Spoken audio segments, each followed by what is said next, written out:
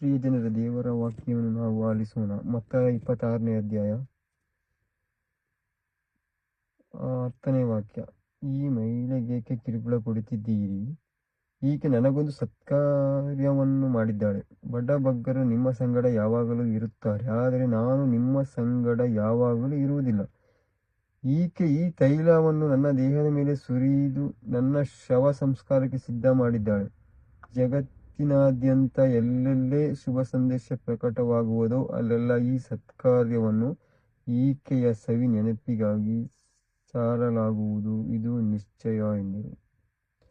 ಪ್ರಿಯ ಜನರೇ, ದೇವರ ಸತ್ಯ ವಾಕ್ಯಗಳು, ಈ ವಾಕ್ಯದ ಸತ್ಯಾಂಶಗಳು ಜಗತ್ತಿನ ಮೂಲೆ ಮೂಲೆಗೂ ನಾವು ಪ್ರಸಾರ ಮಾಡಬೇಕು. ಪ್ರಿಯರೇ, ಎಲ್ಲರೂ ಸುವಾರ್ತೆಯನ್ನು ಸಾರುವುದರ ಮುಖಾಂತರ ನಾವು ದೇವರ ಪ್ರೀತಿಗೆ ಪಾತ್ರರಾಗಬೇಕು ಅಂತ ಕೇಳಿಕೊಳ್ತೀನಿ. ಪ್ರಿಯರೇ, ಈ ವಾಕ್ಯವನ್ನು ಕೇಳುವಂಥ ಪ್ರತಿಯೊಬ್ಬರ ಮೇಲೆ ಯೇಸು ಸ್ವಾಮಿಯ ಶಕ್ತಿ ಹಿಡಿದು ಬರಲಿ. ಹಾಲೆಲೂಯ.